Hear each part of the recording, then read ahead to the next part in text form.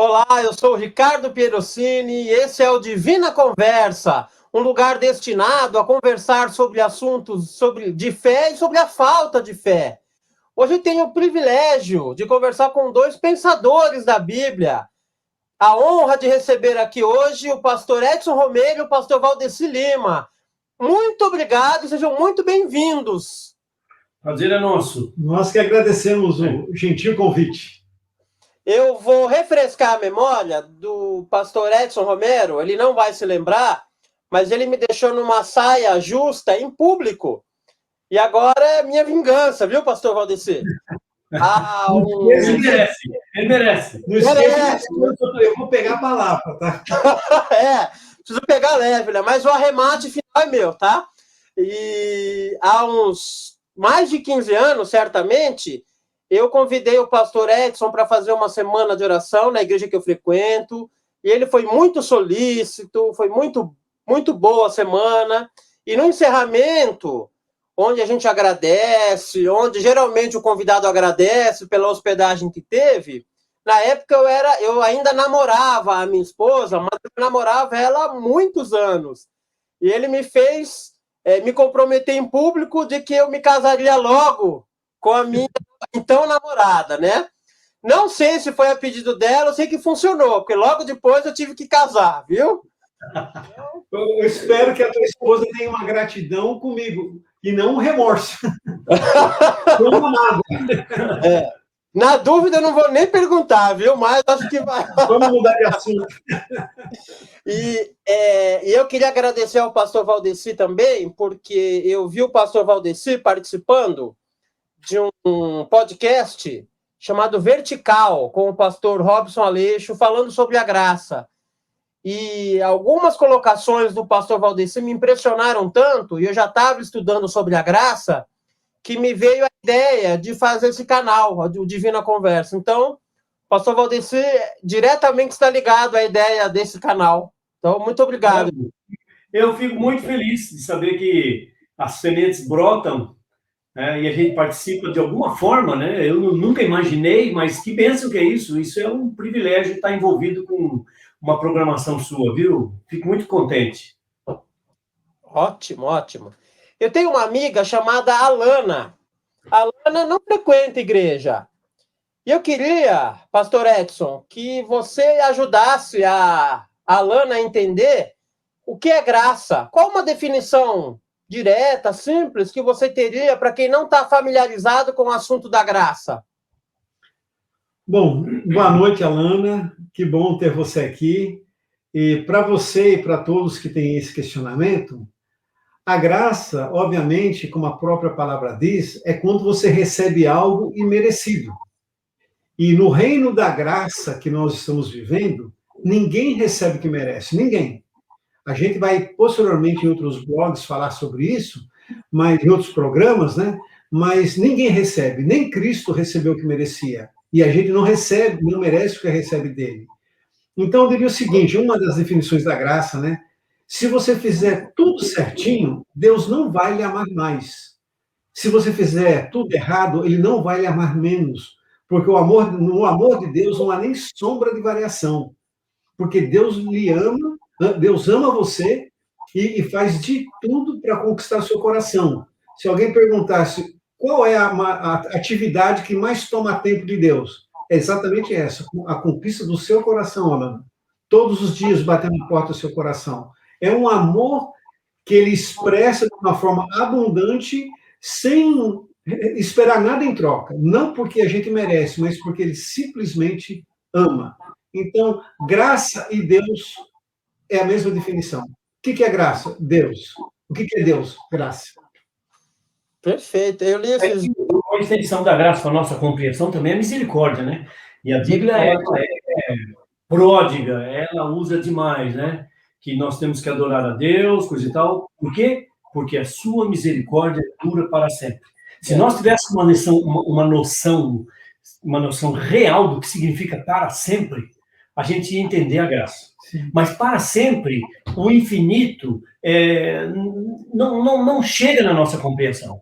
Então, a graça é isso que o Edson falou, e a misericórdia de Deus para quem não merece a misericórdia, para quem merece pagar pelo que fez, pagar por aquilo pelo que a sua natureza provocou, pagar por aquilo que nós somos, e nós nunca conseguiríamos encontrar salvação por nós mesmos, não fosse a iniciativa dele. E que iniciativa, né? E que iniciativa. Isso, Valcir, é uma definição estranha. A graça é uma palavra estranha, o ato da graça é um ato estranho, porque a gente vive num ambiente da humanidade em que sempre a gente quer ser recompensado por alguma coisa. Então, não existe jantar grátis, né? Não existe nada de graça, né? Então, termo que é muito comum em várias áreas é a meritocracia. Exatamente, aquela coisa de toma lá, dá cá, né? Então, você recebe aquilo que você pagou, ou coisa assim. E para um ser humano, ele receber alguma coisa sem pagar nada, chega até a incomodar. Entende? Incomoda a pessoa, dizer, como assim? Né? Qual é qual é o teu objetivo? O que você está querendo com isso? A pessoa desconfia de você, porque dentro da compreensão humana, eu recebo aquilo que eu pago, aquilo que eu mereço, aquilo que eu conquisto, aquilo que eu tomo, aquilo que eu pego. Agora chega alguém e fala, não, está aqui para você. E essa ideia está tão difundida hoje, mas tão difundida hoje, que se você disser para alguma pessoa, se você der alguma coisa para alguma pessoa, né, que você tenha pouco relacionamento, mas você admira aquela pessoa por razões que ela nem sabe que ela tem, mas você admira. Então chega um dia e você fala assim, olha, eu comprei um presentinho para você. A pessoa recebe e fala, o que você está querendo? Exato. Exatamente o que o Wes está dizendo. O que você está querendo? Porque é o seguinte, eu não fiz nada, se você está me dando um presente, como nessa sociedade tudo que você recebe é porque tem um valor sendo permutado, né? A gente transfere isso para as coisas espirituais também. E a ponto de nós não entendermos o caráter, a personalidade, o amor de Deus, justamente por causa dessa nossa postura. Nós nascemos dessa sociedade.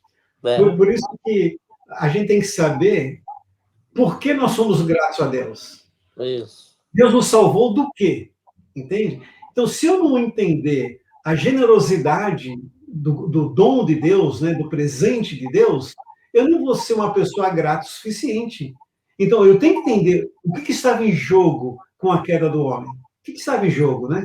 Qual seria o meu destino se não fosse a graça, né? O que teria acontecido na minha vida? Aí Deus vem generosamente e abundantemente, ele me apresenta uma nova perspectiva de vida, um novo futuro, que eu falo, cara, da onde surgiu isso? Você fica extasiado. Eu não sei se você... Cara, olha, eu não vou saber explicar dos pormenores, porque foi na minha infanto-juvenil, na minha idade infanto-juvenil, que eu li o livro Os Miseráveis. Victor Hugo. É o Jean Valjean, se não me engano. Jean Valjean. Jean Valjean, né? A vida toda, aquele inspetor lá está perseguindo o cara. A vida toda só martirizando o camarada. Quando chegou no momento que ele poderia se vingar, ele salva esse camarada. Esse polícia que estava perseguindo ele, inimigo dele, ferrenho a vida toda. O cara, ele ficou tão sem ação que ele se matou. Porque assim, como assim? Eu não mereço. Ele merecia... Ele era tão justo, né? Ele era tão justo tudo que ele fazia, que quando ele recebeu alguma coisa que ele sabia que ele não merecia, o que acontece? Ele falou, eu não consigo cumprir com isso, né? Ele pegou, morreu, cometeu suicídio. Ficando no exemplo dos Miseráveis, no comecinho do livro, o personagem principal, ele é salvo da prisão por um ato misericordioso de um religioso. O religioso... o padre, né? Ele o roubo, né? Ele roubou a prataria lá do padre, que o ajudou, né? E aí a polícia levou lá dentro do padre, e o padre ali salvou o camarada, né? E ainda deu mais coisa. Se esqueceu isso aqui ainda. Foi um castiçal lá para ele de prato, entendeu? Então, quando ele usa a graça mais nesse episódio final, na verdade é um eco da graça que ele recebeu também, né? Porque de graça recebeste, de graça dai. De graça dai. Muito bom. Essa misericórdia de Deus, essa graça de Deus é eterna, né? Antes que o mundo fosse criado, né? Já havia um plano. Já havia um plano elaborado, e Deus não teve medo de criar o homem, mesmo sabendo que o homem iria pecar. Mas Deus criou, é filho, nós somos filhos de Deus. Nós pecamos, Deus falou assim, não, agora eu tenho um plano para resgatar você. O único que não sabia desse plano era Satanás. Mas Satanás como o pastor Ami Rodor fala, né? Satanás é um colecionador de derrotas. Então, ele investe em tudo achando que vai dar certo, mas de repente Deus aparece com uma solução que ele nunca imaginava. Por exemplo, se o salário do pecado é a morte, o camarada vai morrer, então tá tudo bem. Mas quando ele nunca imaginou, mas quando ele viu que Jesus tinha um plano, e esse plano está exatamente registrado no livro de Gênesis 3:15, né? Que, indo para essa parte aí que nós gostamos tanto, a Gênesis 3:15, né? O homem pecou, o homem caiu, sabe? A mulher cedeu, foi comer do fruto proibido de Deus, deu para Adão, Adão comeu conscientemente, Eva comeu enganada conscientemente, e eles não sabiam mais o que fazer, nem para onde ir. Eu imagino que Satanás deve ter ficado muito contente e falou, agora eu sou dono daqui, ó, porque o povo que vai habitar essa terra aqui, ele é meu. Ele entrou na minha conversa, eu comprei esse povo com a minha conversa, né? E aí... Só uma coisa, Valdir, só te cortando, mas para você não perder esse pensamento. Não, tá bom, é porque o que Satanás pensou é o seguinte, se Deus não vai matar o casal que ele acabou de criar, se ele matar, ele vai ser... Eu vou falar para todo mundo, tá vendo como ele é cruel? Por isso eu fui expulso, entendeu? Por causa da crueldade desse Deus. E se ele perdoar, ele vai ter que me perdoar também. Então eu vou poder voltar para o meu antigo posto, entendeu? É só que ele não sabia que Deus tinha uma... Porque, pensando inteligentemente, só tinha essas duas opções. Se matar um, tipo assim, Jesus agora está num beco sem saída, porque qualquer da opção que ele tomar, ele vai perder. E a graça seria inconcebível, né? O Deus do céu, o Criador do universo, não há nada acima de Deus. Mandar o próprio filho para cá, isso não passou para a cabeça de Satanás nunca. E, de repente, nessa situação que o Edson acabou de pintar, né, aí Deus falou o seguinte, porém inimizade entre ti e a mulher, entre a tua descendência e o seu descendente. Este te ferirá a cabeça e tu lhe ferirás o calcanhar. Tu lhe ferirás. Então, Satanás ia ferir o calcanhar da pessoa. E a pessoa ia ferir a cabeça de Satanás. Satanás falou assim, isso aí é um plano. Tem um plano armado sem eu saber. O que plano é esse? Eu imagino que esse foi o primeiro grande choque que Satanás teve, primeira grande decepção. Eu acho que ele não entendeu direito. Eu acho que ele só começou a entender quando os cordeirinhos começaram a ser sacrificados, aí que ele entendeu o que ser. Tanto é que ele quis deturpar tanto esse sistema, que era uma pregação constante do Evangelho, né? Uma prefiguração de Cristo, ele deturpou tanto que os povos pagãos que habitavam ao redor de Israel, eles sacrificavam o quê? Bebezinhos inocentes. Entendeu? E Deus falou, não é o ser humano que vai morrer, é Deus quem vai morrer. Satanás inverteu a coisa, entendeu? E aí, Deus mostrou a maneira que ele age com o ser humano, e essa maneira que ele age com o ser humano é o caráter dele, sempre foi, e ele jamais vai mudar. Né? Então, quando Deus falou com Adão e Eva, falou assim, olha, vocês fiquem aqui pelo jardim, tem essa árvore aqui, que essa árvore da ciência do bem e do mal, não chegue nem perto dela, porque se vocês comerem esse fruto, e vocês me desobedecerem, consequentemente, né, me desobedecerem, comer esse fruto, vocês vão abrir uma porta que essa porta não é para ser aberta agora e tudo mais.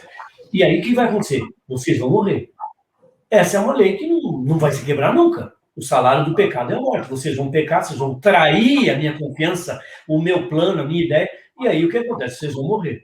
Porque você... Aí o que acontece é o seguinte, Deus falou assim, se você comer, você vai morrer. Mas Deus não disse, se você comer, eu tenho meu plano, e o meu plano, quando for executado, eu vou morrer. Eu vou morrer. Deus sabia que se ele comesse do fruto, ele iria morrer. E, no entanto, Deus não pôs ninguém, nem pôs nenhum anúnciozinho, não coma. Se você comer, olha lá, hein? Não. Deus falou o seguinte, olha, não coma e ponto final. A decisão é sua. Eu não vou influir essa decisão, mesmo sabendo que se você comer, eu vou morrer. Mas se ele falasse, eu vou morrer para Adão, Adão falava, eu não vou comer desse fruto.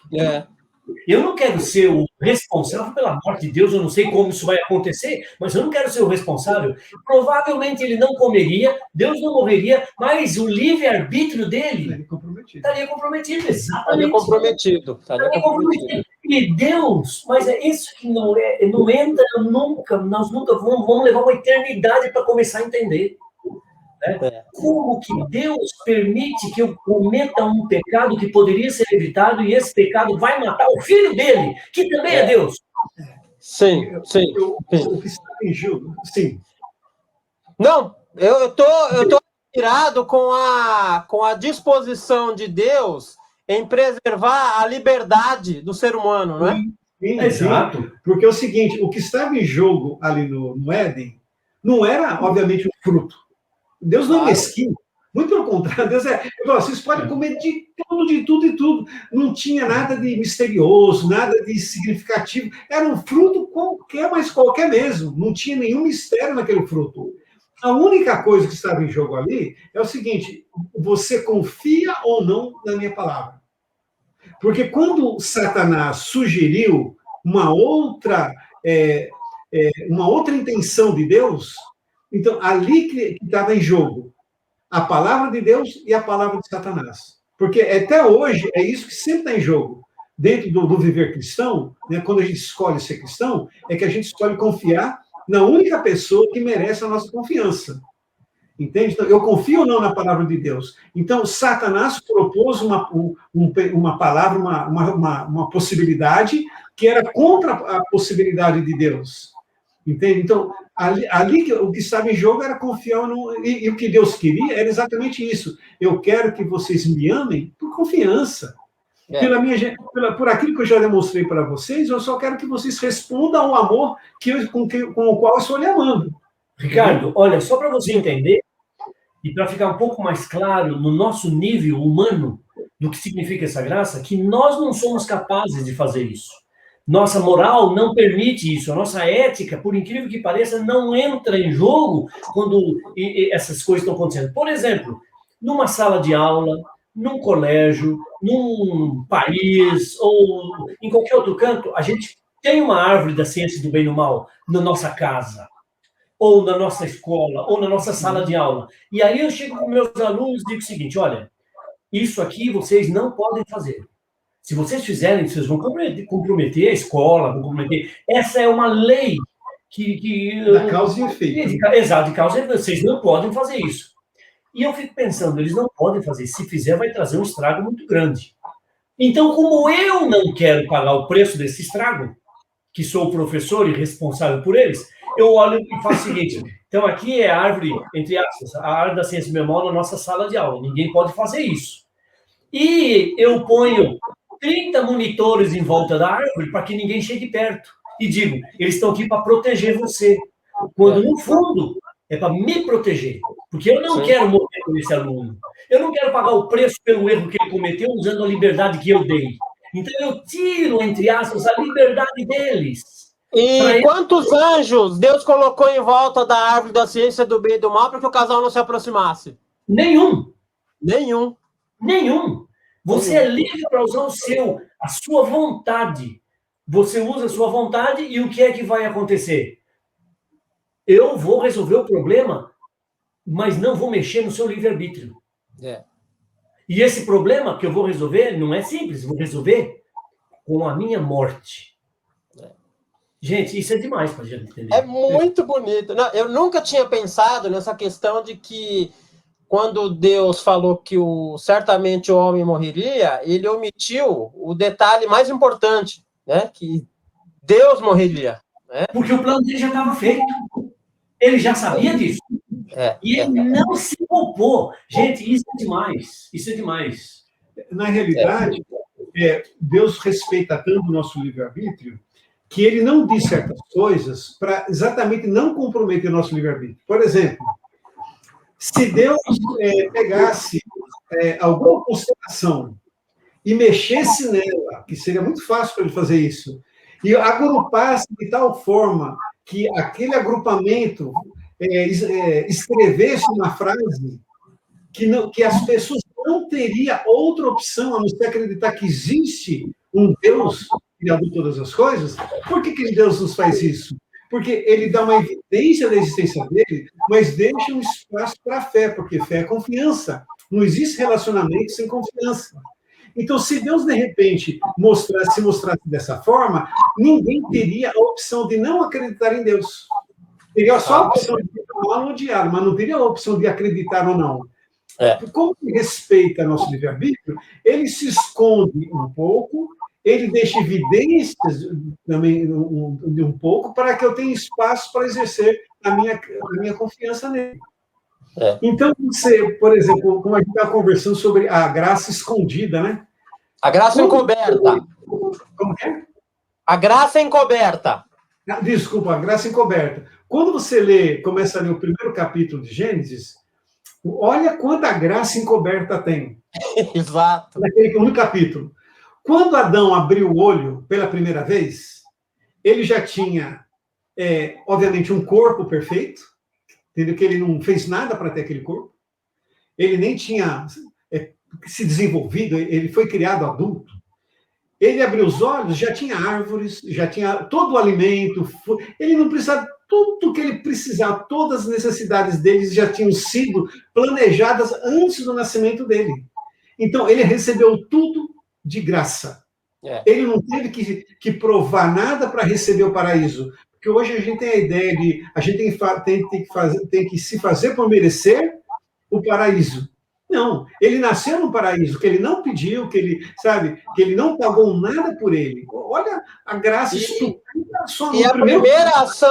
a primeira ação que Deus propôs para Adão foi descansar. Exatamente. Além dele não recebendo de graça, já chega e já descansando. Aí, quando ele abre o olho uma segunda vez, aparece Eva diante dele. Entende? Então, tudo que o homem recebeu foi aquela graça, aquela generosidade incontida de Deus. Né? Então, a gente vê, mesmo que a palavra graça não esteja sendo usada, a evidência da graça, ela extrapola as páginas da Bíblia. Aí depois vem o Gênesis 3,15, que quando ele falou assim, Adão, eu criei você. Você pode escolher viver comigo ou não. Eu queria muito que você vivesse comigo, porque eu queria você para a gente ter relacionamento, para que a gente pudesse viver junto. O dia que você comer desse fruto, eu vou então entender que você não me quer, você não quer viver comigo e que você prefere a morte. Então você não está escolhendo a vida, você está escolhendo a morte. Quando o homem pecou, então era isso que ele devia receber, porque ele escolheu se separar da fonte da energia, da fonte da vida. É só que Deus olhou para Adão e pensou assim, como que eu posso deixar que você morra? Ele falou assim, Adão, olha o seguinte, o que eu vou fazer então? Eu vou morrer no seu lugar. Se você quiser ainda viver comigo, eu morro no seu lugar, mas você tem que aceitar a minha morte no seu lugar.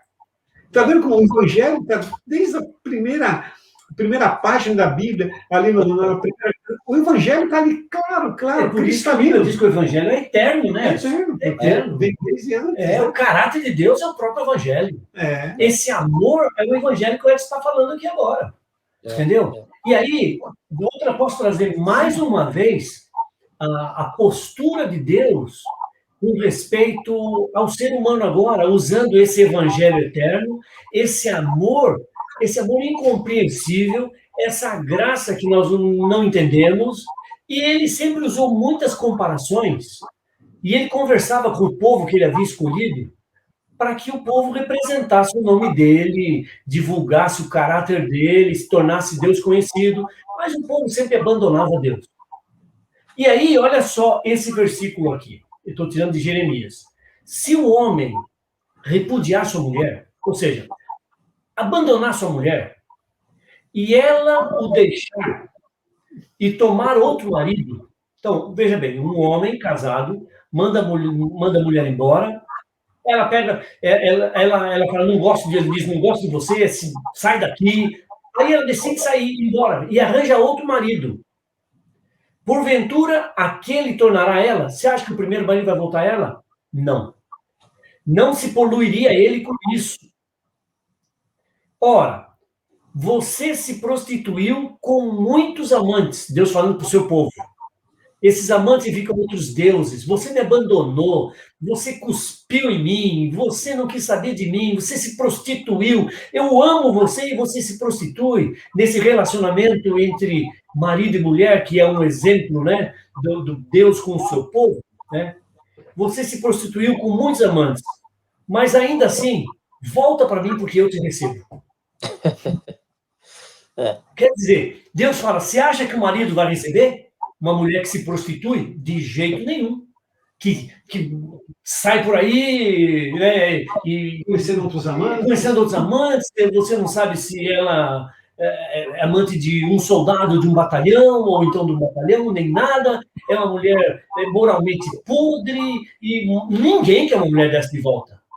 E Deus fala assim, mas você, meu povo, se prostituiu com muito mais amantes, procurando outros deuses, procurando outras razões para viver. Mas sabe de uma coisa? Volta para mim. Volta para mim que eu te recebo.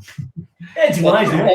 É incrível, porque se, no caso da analogia do marido, se ele não aceitasse a mulher de volta, todo mundo entenderia o motivo. Ele não precisa te explicar, né?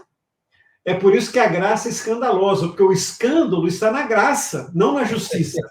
Porque todos esperam a justiça dentro de uma situação dessa. Aí você chega com graça, a graça se torna escandalosa, a graça se torna injusta. É por isso que lá no Éden a gente percebe, né, essa graça de Deus se aproximando. O homem se corrompe de tal forma que Deus é obrigado a mandar o dilúvio, senão a humanidade iria se extinguir. E seria autodestrutiva. Então, Deus, mesmo hoje, né? Exatamente. Deus, para salvar um todo, ele teve que arrancar um pedaço. É igual quando você tem uma enfermidade, o médico vai lá, tira um pedaço do seu pulmão, de um órgão seu, para salvar o todo. Então, o dilúvio foi a tentativa de Deus de salvar a humanidade. E a primeira vez que está em Gênesis 6, capítulo 6, versículo 8, a primeira vez que aparece a palavra graça, não a ação da graça, mas a palavra da graça. Em Gênesis 6, 8, que diz o seguinte, Noé achou graça aos olhos do Senhor. Então, Deus escolheu Noé, não é porque Noé era perfeito, era porque Noé aceitou a graça de Deus. Deus falou assim, olha, Noé, eu quero salvar você e sua família. Ele poderia dizer, eu não quero ser salvo. Ele tem essa escolha, né? Então, não foi pela personalidade e pelas atitudes, não é? Foi porque Noé aceitou a salvação que Deus estava providenciando. E Noé, então, pregou 120 anos para aquelas pessoas, é o seguinte, olha, vocês não precisam morrer. Só o seguinte, vocês têm que aceitar o meio de salvação, que era, no caso, era a arca. A arca era a salvação. Então, as pessoas não tinham como salvarem a si mesmas.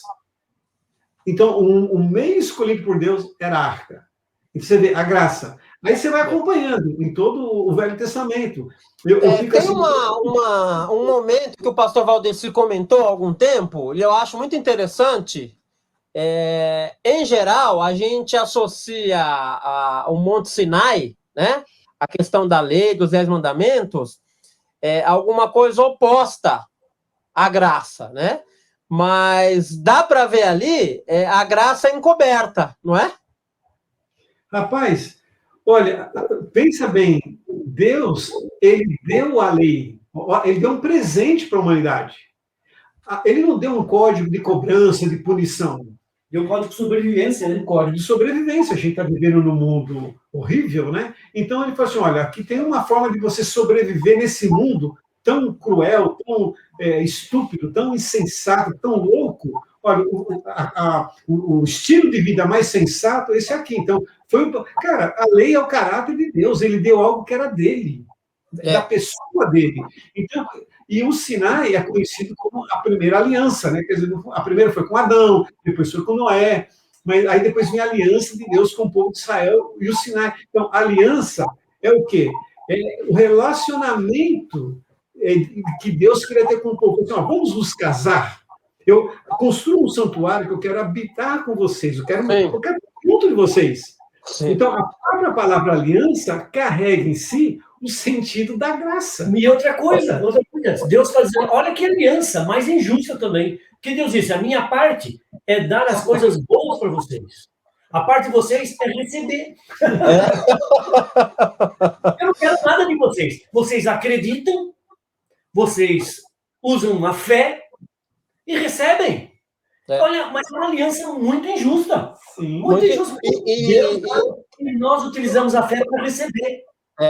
E o interessante, não é, que fica, embora a gente esteja falando de graça encoberta, mas ela é encoberta só a princípio, porque a gente olhando, né, vê que a graça é escancarada, porque no caso aí do Monte Sinai, Deus primeiro tira o povo do Egito, né? Primeiro ele liberta para depois vir a lei, não é o contrário, né? Ele podia dizer assim, se vocês me obedecerem, eu liberto. Aí isso é uma recompensa, né? Mas aí seria uma troca. Deus não faz troca. Né? Se vocês me obedecerem, eu liberto. Não, eu liberto. Porque esse é o meu caráter. Eu liberto. E peço que vocês me sigam para vocês terem vida. Porque o amor só pode ser... A contrapartida da aliança. Né? Só existe amor quando há liberdade. Sim. Então, Deus libertou primeiro, porque só ama quem é livre para amar. Quem é obrigado a amar, isso não é amor. Entende? Exato. Então, Deus liberta e depois fala, ó, vamos aqui, vamos conversar, vamos bater um papo, vamos viver juntos aqui. Então, Deus falou assim lá em Deuteronômio, falou assim, olha, vocês vão herdar cidades que vocês não construíram. Vocês vão herdar pomares e vinhas que vocês não plantaram. Vocês vão herdar um país que não era seu. Então, quando você estiver curtindo todas essas bênçãos, por favor, não pense assim, as minhas mãos fizeram isso. Porque não foi. Vocês receberam tudo das minhas mãos. Então, Deus estava constantemente dizendo, olha, eu não estou dando essas coisas pela cor dos seus olhos. Porque você é mais bonito, maior, ou mais poderoso, ou mais inteligente. Cara, o povo de Israel era nada, era um bando de escravos. Entendeu? Eles tinham perdido a sua cultura, eles estavam quase no submundo da humanidade. Porque foram humilhados, foram achicoteados, foram judiados durante muitos, muitos anos. Então, Deus falou assim, olha, por exemplo, Deus poderia ter escolhido o Egito, a maior potência da época, culturalmente falando, militarmente falando, artisticamente falando. Cara, a cultura egípcia era um show. Ele poderia ter escolhido a Síria, que era outra potência, né? Uma aqui do sul, a outra lá do Nordeste, lá na região do Norte, lá da Mesopotâmia. Ele falou assim, poderia ter escolhido a Síria. Olha que potência, olha que povo, né? Aí pegou um povinho, cara, que não tinha, entendeu, onde cair morto, entendeu? Aí fez desse povo uma nação. Então, Deus, às vezes, quando Ele nos doa a sua graça, Ele doa de tal forma para que não haja dúvida na mente de ninguém que aquilo foi um ato sobrenatural, aquilo não foi da pessoa. Por exemplo, quando Moisés abriu o Mar Vermelho, quer dizer, não foi Moisés que abriu, mas quando ele falou assim, marche, então, todo mundo sabia, não foi Moisés que fez isso. Sim. Quando Moisés transformou a água em sangue, todo mundo sabia, não, Moisés não podia fazer isso.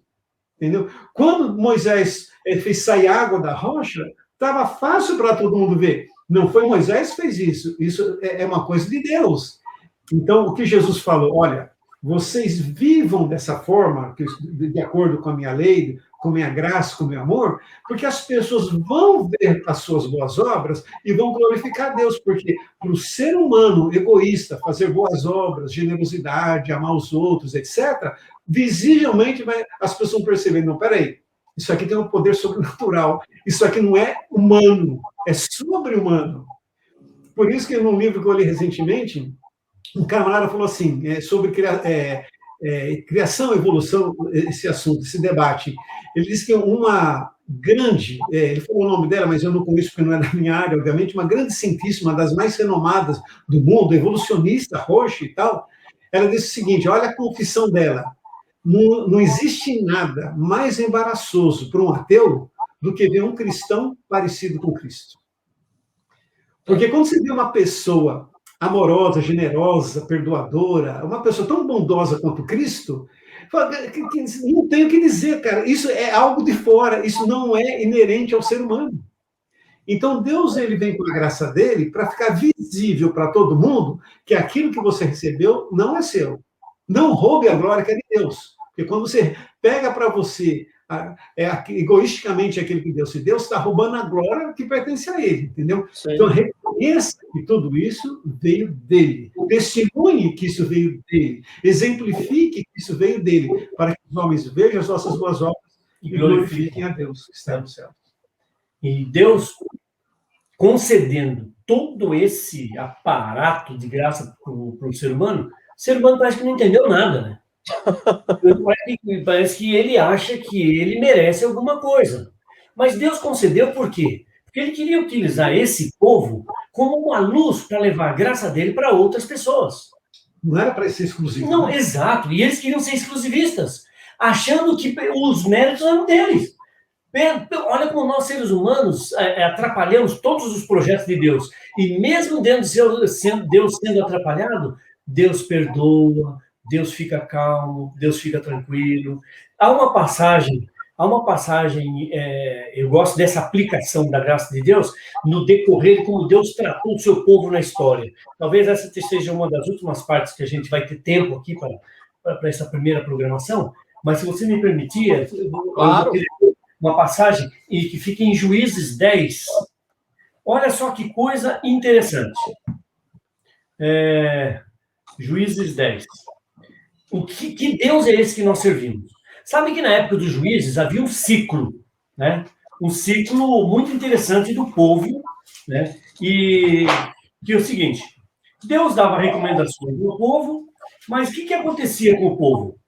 O povo desobedecia a Deus e começava a servir outros deuses, né? Servindo outros deuses, Deus não podia abençoar, porque eles não estão me servindo, eles não estão me reconhecendo. Aí vinham as maldições perante o povo. Eram lutas que eles perdiam, batalhas e tudo mais. Aí o que acontece? Eles se humilhavam e voltavam para Deus. Aí Deus falava o seguinte, tá bom, então eu vou levantar os juízes, vou levantar um juiz aqui para libertar vocês. Isso foi antes da época dos reis de Israel. Vou levantar juízes. E Deus levantou vários juízes. E havia esse ciclo. Quando Deus levantava os juízes, eles eram libertos, a paz reinava, e eles falavam, opa, prosperidade, agora é minha vez. Agora é minha vez. Então, eles começaram a buscar outros deuses, por interesses escusos, interesses, sabe, egoístas, né? Totalmente egoístas, interesses maldosos, carnais, e essa coisa toda. E Deus se afastava, o mal vinha, eles se humilhavam, Deus levantava um juiz, eles eram abençoados, caíam de novo. E esse ciclo era uma vez após outra, até que um dia, num desses ciclos, olha o que aconteceu. Eu vou ler uns 2 ou 3 versículos de Juízes 10. Diz o seguinte. Tá. Porém, o Senhor disse, versículo 10, 11. O Senhor disse aos filhos de Israel, quando os egípcios e os amorreus, e os filhos de Amon, e os filisteus, e os sidônios, amalequitas, tal, vos oprimiam, e vocês clamavam a mim, eu não livrei vocês da mão deles? Né? Eu li agora o 12. Sim. Contudo, o que quer dizer esse contudo? A despeito de eu ter livrado vocês me deixaram e voltaram a servir outros deuses. Pelo que eu não vos livrarei mais. Aí Deus fala assim, não dá. Eu livro vocês. Vocês estão tranquilos, servem outros deuses. Aí vem as guerras, vocês perdem, porque não tem para quem recorrer. E agora, eu levanto um juiz, porque vocês se humilharam. E vocês repetem tudo de novo, eu não aguento mais esse negócio. Aí olha o que Deus falou no versículo 14. Bom, quando isso acontecer de novo, vocês vão e clamem aos deuses que vocês escolheram. Ele que livre vocês do tempo do vosso aperto. E eu estou fora. Esse é o pensamento de um ser humano. Porque Deus, ele fala de um jeito... Mas veja só, eu estou fora. Mas os filhos de Israel disseram ao Senhor, nós pecamos, faz de nós o que o Senhor quiser fazer, o que parecer bem, mas livra desta vez, uma vez mais, nós te rogamos. E aí, o povo tirou os deuses alheios do meio de si, serviram ao Senhor, e agora vem a frase que eu acho mais compungente, que mais resume a graça de Deus. Depois que Deus foi zombado, depois que Deus foi humilhado, depois que eles faziam as coisas, quando eles estavam na pior, eles pediam a presença de Deus, e Deus se humilhava e falava, tá bom, eu vou levantar um juiz para salvar vocês, é o caso de Sansão, é o caso de Gideão e de outros, né? Eu vou levantar um juiz para livrar vocês e coisa e tal. E aí, eles recebiam aquela bênção e caíam na desgraça de novo. Deus falou, agora procure seus deuses. Mas eles procuraram, mas eles se humilharam. E Deus, quando olhou a humilhação deles, olha o que está escrito aqui. Então, o coração de Deus não conseguiu reter a sua compaixão por causa da desgraça de Israel. Deus olhou e o coração de Deus se apertou de tal forma, parece que Deus caiu num choro. Falou assim, mas é o meu povo, eu amo esse povo é meu, eu não consigo reter a minha ira, eu abro mão da minha ira e eu vou abençoar vocês. Fala muito lindo, é muito lindo. Por isso que eu estava dizendo antes, eu acho totalmente injusto as pessoas acharem que Deus do Novo Testamento é bonzinho e Deus do Velho Testamento é um Deus tirano, etc. Né? E isso eu creio que é quase um ato de reverência, sabe, de desprezo, porque olha, é impossível você não enxergar a graça, como o Valdeci expôs aqui, mas em todo o Velho Testamento.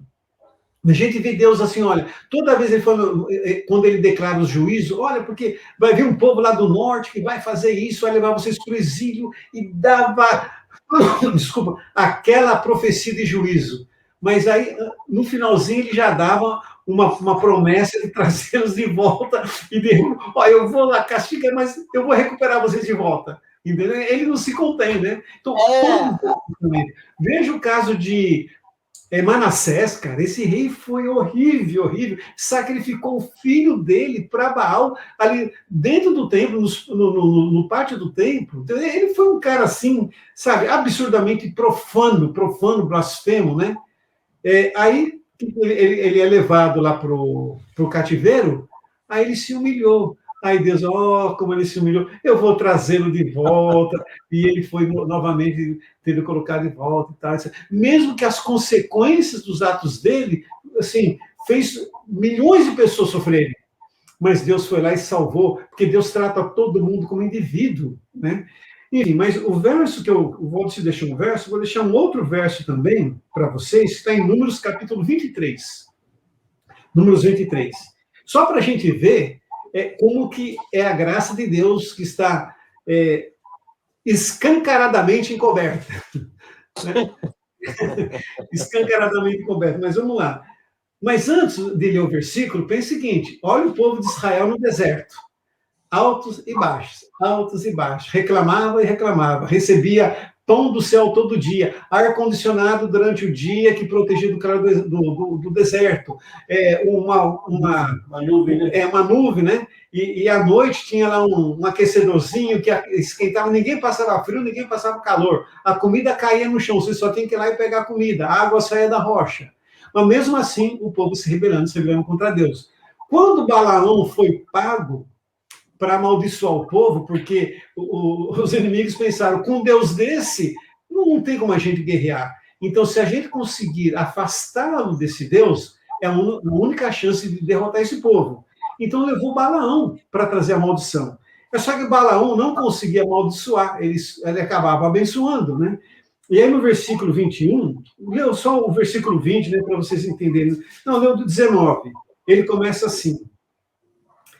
Ele estava falando para o Balaque, né? Então, levanta-se Balaque, ouve, inclina os seus ouvidos a mim, filho de Zippor. Aí o verso 19, Deus não é homem para que minta, nem filho do homem para que se arrependa. Porventura diria ele e não o fará?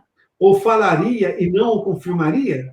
eis que recebi mandato de abençoar, pois ele tem abençoado e eu não posso revogar. Olha a graça de Deus, ninguém mexe com esse meu povo. Olha só, agora, esse aqui para mim é o suprassumo. Não viu iniquidade de Israel, nem contemplou maldade em Jacó. Rapaz, vê se isso não é a justiça de Deus encobrindo os milhares de pecados deles, e Deus falando o seguinte: sabe por que eu não vou amaldiçoar? Eu não vi pecado nesse povo, eu não vi maldade. Gente, se isso não é graça, é o quê? Me diga. Se não é um amor abundante e generoso, é o quê? E dá para a gente atravessar a Bíblia, contando histórias e mais histórias, e mais histórias, e mais histórias dessa graça que nós não entendemos. E por que não entendemos, nós nos tornamos arrogantes. Nós achamos que nós merecemos as coisas e Deus não cumpre. Olha só, Deus está cobrindo a gente de graça a todo instante. É que os nossos olhos estão vendados por causa do pecado. E nós achamos que Deus é injusto. Como é que ele permitiu isso? Como é que aquilo... Um dia nós vamos saber. E a hora que nós soubermos, nós vamos nos envergonhar tremendamente. Porque esse Deus é um Deus incomparável. O que ele faz é incompreensível. O seu amor não cabe nesse universo. Ele é muito maior. Por isso que quando Deus passou na frente de Moisés, diz que Deus passou toda a sua bondade. Olha só, não há outra palavra para descrever Deus. Deus é a bondade. Nós não entendemos a extensão. Exato. Nós não entendemos essas coisas. Nós temos que bondade é um atributo de uma pessoazinha que dá um pãozinho para alguém na esquina, como ele é bonzinho. Isso é bondade. Agora, o que Deus faz, só no céu. Vamos entender. Por isso, eu queria dizer para a Alana, viu, Ricardo? Para a Alana, e Alana, e todos que estão nos ouvindo, eu espero que você tenha tido um pequeno vislumbre do que é a graça de Deus. Espero que a gente pode ter respondido a contento para você, porque a graça, ela tem uma dimensão tão... ela ultrapassa, uma dimensão que ultrapassa o nosso entendimento, que a gente não consegue dizer muita coisa, explicar sem dizer muito, porque é muito que tem que se falar sobre a graça, né? Mas eu espero que você tenha entendido. E eu entendo, Ricardo, a dificuldade do ser humano, especialmente depois que eu tive uma experiência missionária fora do país, lá na Tailândia, onde, pela religião que eles têm lá, os budistas, né?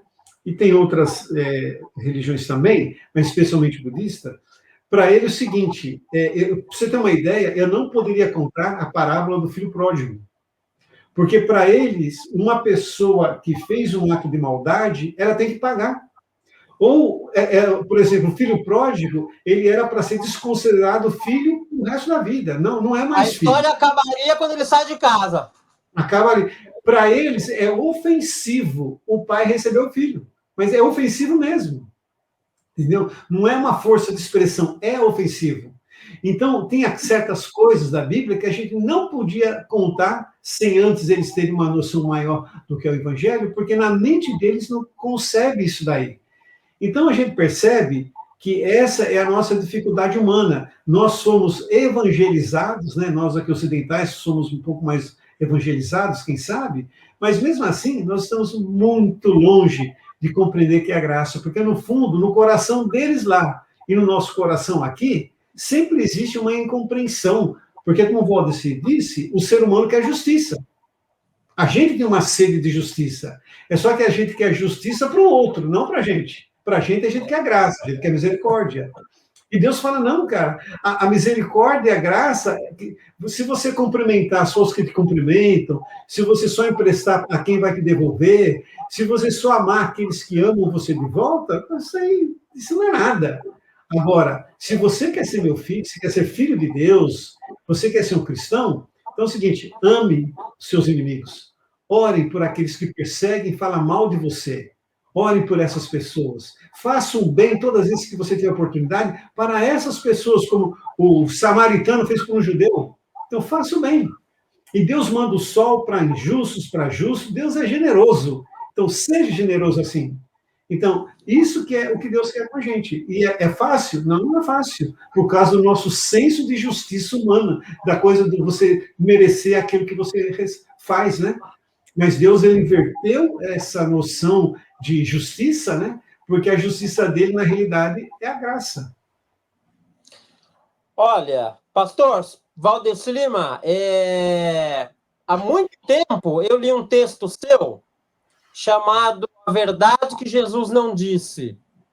E eu queria deixar esse título, que é um título sugestivo e chamativo, para a gente começar uma próxima conversa falando sobre ele. Esse texto dá um estudo maravilhoso, dá para a gente compreender e crescer nele, porque ele tem todas essas coisas que nós conversamos sobre a graça. O interessante dela não é só que a graça existe, é que nós podemos entendê-la com auxílio de Deus e aplicar na nossa vida para que outras pessoas comecem a entender a Deus.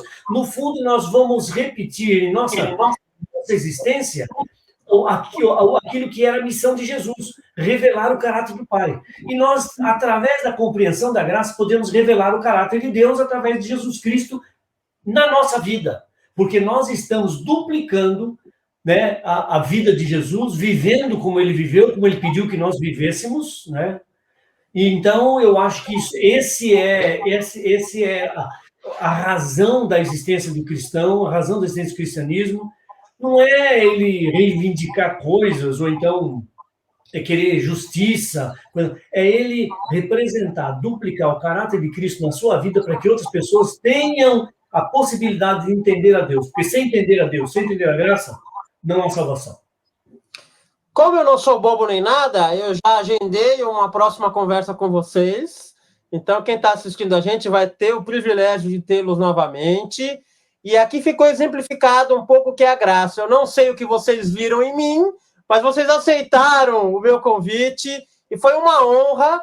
A gente ficou o dobro do tempo combinado e, de verdade, eu ficaria mais uma hora conversando com vocês sobre esse assunto, porque é um assunto realmente empolgante. Muito obrigado, porque vocês dois, pastor Valdeci e pastor Edson, se dispuseram a falar com todos nós aqui que estamos assistindo Divina Conversa. Muito obrigado e a gente vai se ver logo, é isso? Ok, fica tranquilo que eu vou mandar a conta para você, tá? Você toma de graça. Valeu, um abraço. Um abraço, gente. Tudo de bom, viu? Um abraço, pessoal. A gente se vê em breve. Até mais. Tchau, tchau.